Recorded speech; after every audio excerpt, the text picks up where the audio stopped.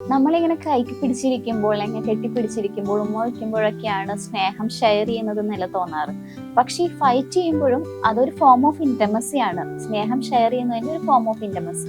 പലപ്പോഴും ഇങ്ങനെ കെട്ടിപ്പിടിച്ചിരിക്കുന്ന സമയത്തും അല്ലെങ്കിൽ ഇങ്ങനെ ഉമ്മ വയ്ക്കുന്ന സമയത്തൊന്നും നമ്മൾ ചിന്തിക്കില്ല നമ്മുടെ ഇൻസെക്യൂരിറ്റീസ് ഷെയർ ചെയ്യുവാനോ അല്ലെങ്കിൽ എന്തെങ്കിലും ടെൻഷൻ ഉണ്ടെങ്കിൽ അത് പറയാനോ ഒന്നും നമുക്ക് ആഗ്രഹം ഉണ്ടാവില്ല. കാരണം എന്താ, ആ ഒരു സമയത്തിനെ സ്പോയിൽ ചെയ്യരുത് എന്നൊരു ആഗ്രഹം ഉണ്ടായിരിക്കും. അല്ലെങ്കിൽ ആ ഒരു ദിവസം മാക്സിമം എൻജോയ് ചെയ്യണം എന്നുള്ളത് കൊണ്ട് തന്നെ നമ്മൾ അതിനെ മാക്സിമം അങ്ങ് അക്സെപ്റ്റ് ചെയ്യും.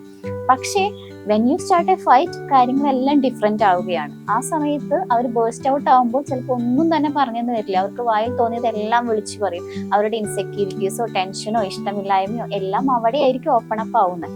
അപ്പോൾ നിങ്ങൾ മനസ്സിലാക്കുക, ആക്ച്വലി ഈ ഫൈറ്റ് എന്ന് പറയുന്നത് റിയലി അമേസിംഗ് ആയിട്ടുള്ള ഒരു വേ ആണ്. നിങ്ങളുടെ പാർട്ട്ണറെ അണ്ടർസ്റ്റാൻഡ് ചെയ്യാൻ പറ്റുന്ന ഒരു വേ.